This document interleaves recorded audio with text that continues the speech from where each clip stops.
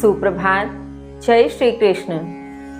कल के श्लोकों के अध्ययन में हमने योगी की उन दो मुख्य परिस्थितियों को समझा जिसके माध्यम से वह परम स्थिति को प्राप्त होता है, जिसमें पहले वह सभी जीवों में स्वयं को और स्वयं में सब जीवों को देखता है और तत्पश्चात वह सब जीवों में उस ब्रह्म तत्व को देखता है, उस परम तत्व को देखता है और उस परम तत्व में सब जीवों को देखने लगता है।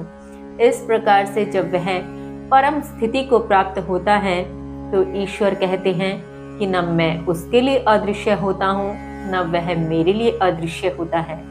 इसी क्रम में आगे श्री कृष्ण क्या कहते हैं, आइए जानते हैं। श्लोक संख्या 31। सर्वभूत स्थितं यो मां भजति एकत्वम् आस्थितः सर्वथा वर्तमानोऽपि सहयोगी मयि वर्तते, सहयोगी मयि वर्तते।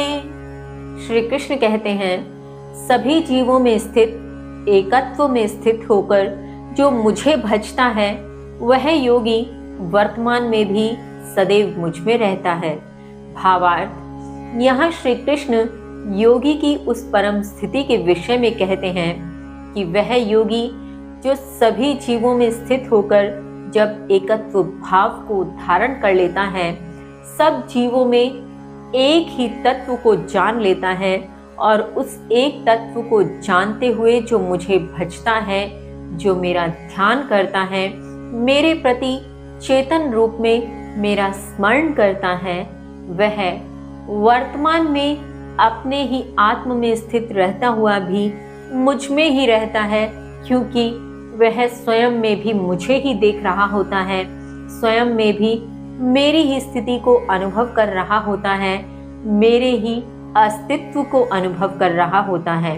इस कारण वह मुझ में रहे अथवा मैं उसमें रहूं, बात एक ही है। इसी क्रम में आगे श्री कृष्ण कहते हैं, श्लोक संख्या 32। आत्मौपम्येन सर्वत्र समं पश्यति अर्जुन सुखं वा यदि वा दुःखं सहयोगी परमो मतः, सहयोगी परमो मतः। श्री कृष्ण कहते हैं, हे अर्जुन, जो यदि सुख अथवा दुख सभी जगह अपनी तुलना से समान देखता है तो वह परम योगी माना जाता है। भावार्थ, यह श्री कृष्ण परम योगी की स्थिति का वर्णन करते हुए कहते हैं कि वह जो सुख अथवा दुख प्रत्येक प्रकार से प्रत्येक परिस्थिति में प्रत्येक स्थान पर अपने ही माध्यम से तुलना करते हुए भी एक समान देखता है, उसके लिए दोनों स्थितियां एक समान है, उसके लिए वह केवल उस परिस्थिति का परिणाम है, उस परिस्थिति का फल है, न कि किसी प्रकार से उसके भावों में विचलन है।